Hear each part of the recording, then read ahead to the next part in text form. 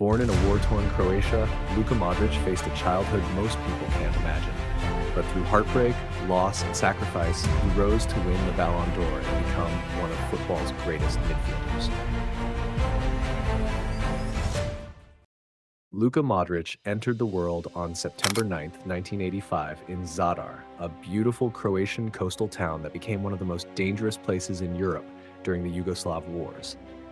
His childhood wasn't shaped by playgrounds or football pitches, but by the echo of gunfire and the fear of losing everything overnight. His grandfather, the man who first put a ball at his feet, was killed by soldiers right outside their home. And at just 6 years old, Luka and his family fled into the mountains, carrying only clothes and hope, leaving behind a house that was burned to the ground. Most kids remember birthdays or school moments. Modrić remembers running from war. They spent months living as refugees in a cramped hotel, surrounded by hundreds of displaced families trying to survive. Nights were filled with explosions in the distance, mornings with long lines for food.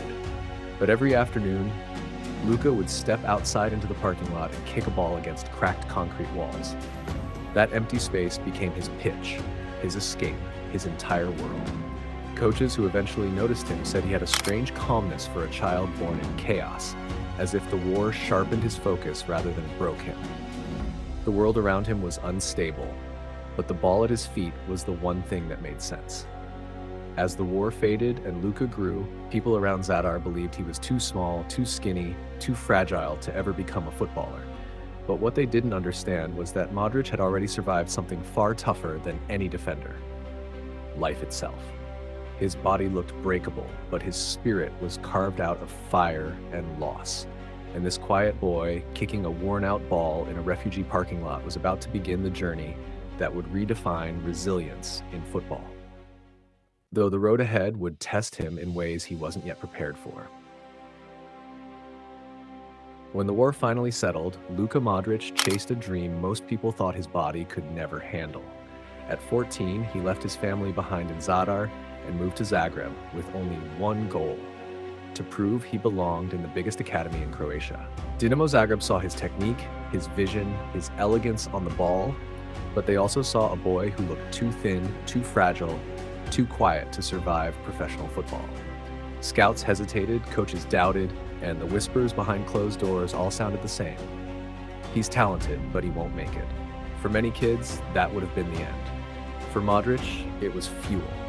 He signed anyway, determined to grow stronger than every rejection thrown at him. To harden him, Dinamo didn't keep him close. They sent him away. First, in 2003, he was loaned to Zrinjski Mostar in Bosnia, a league infamous for its brutality. There, tough defenders didn't care about technique. Modrić was kicked, fouled, bullied, and targeted every match, yet he never retreated.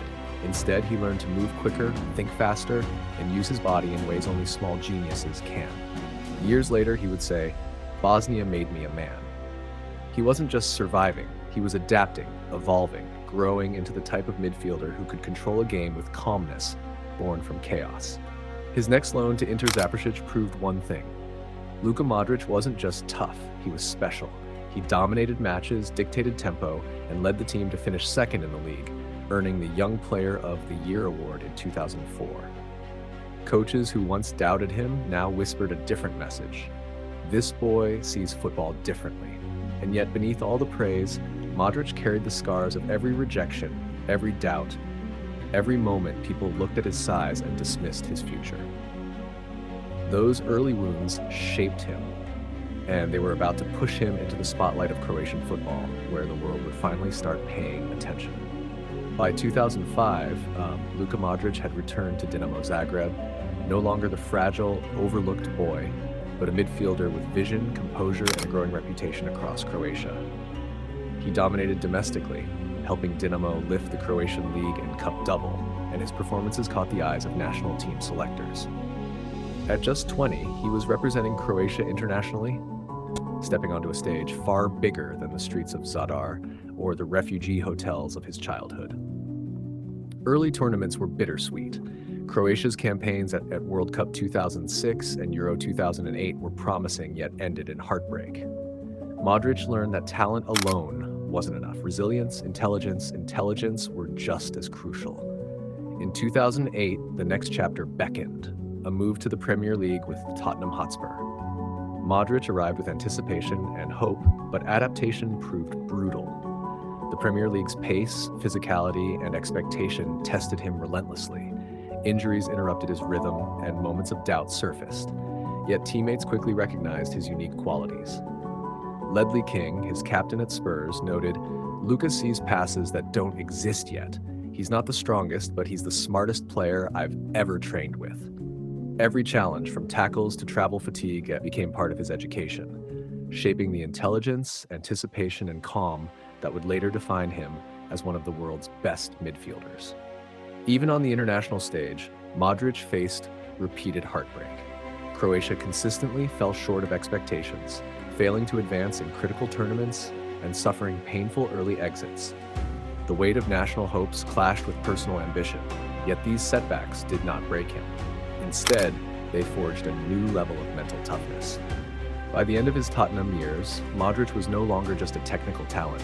He had become a resilient, cerebral midfielder ready for Europe's biggest stages. The foundation was laid. The next move would propel him into global football immortality. In the summer of 2012, Luka Modrić made the move that would redefine his career, a transfer to Real Madrid. Expectations were enormous, and headlines quickly labeled him one of the most expensive unknowns in Europe. His first season was a period of adjustment, battling injuries, adapting to a faster, more tactical style, and facing immense scrutiny from the media and fans.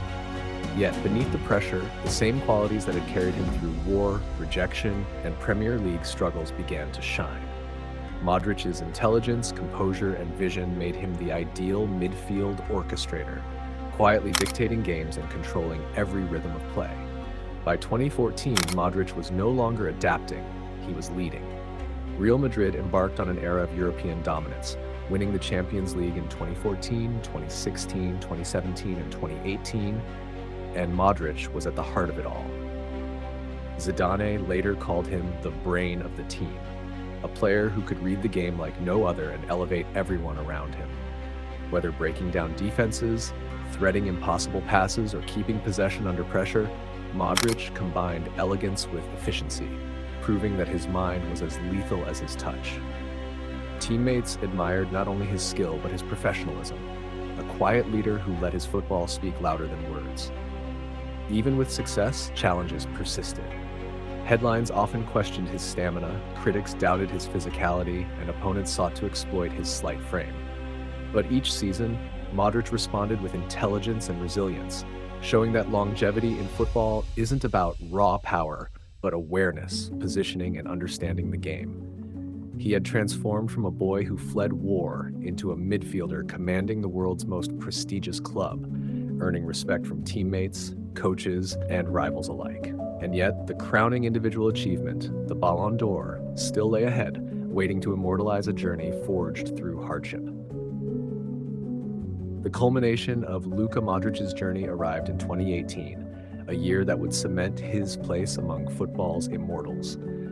Leading Croatia to the World Cup final against France, he carried not just a nation's hopes, but the weight of decades of personal struggle, from a childhood amid war to years of rejection and adaptation in Europe's toughest leagues. Despite falling just short in the final, Modric's performances earned universal acclaim. Tireless work rate, visionary passing, and leadership that inspired every teammate. FIFA awarded him the Golden Ball as the tournament's best player, a recognition of resilience, skill, and determination that transcended a single match or season. At the club level, Modrić continued to dominate with Real Madrid, completing multiple Champions League victories and becoming the engine of one of the most successful midfield eras in history. His longevity, intelligence, and ability to read the game earned him admiration from legends and pundits alike. Xavi once said, "Luka is a complete midfielder. He doesn't just play, he orchestrates, he thinks ahead of everyone." His career was a testament to the fact that greatness isn't measured only by trophies, but by consistency, humility, and the capacity to rise after every setback. Today, Luka Modrić stands as a symbol of perseverance and football genius. From the rubble of war-torn Zadar to the pinnacle of global football, he redefined what it means to overcome adversity and succeed on your own terms. Young players look to him not just for skill, but for inspiration, proof that intelligence, resilience, and quiet determination can outshine raw talent alone. Luka didn't just play football, he transformed it, leaving behind a legacy that will echo for generations. If this legend inspired you, hit like and subscribe so you never miss the next journey.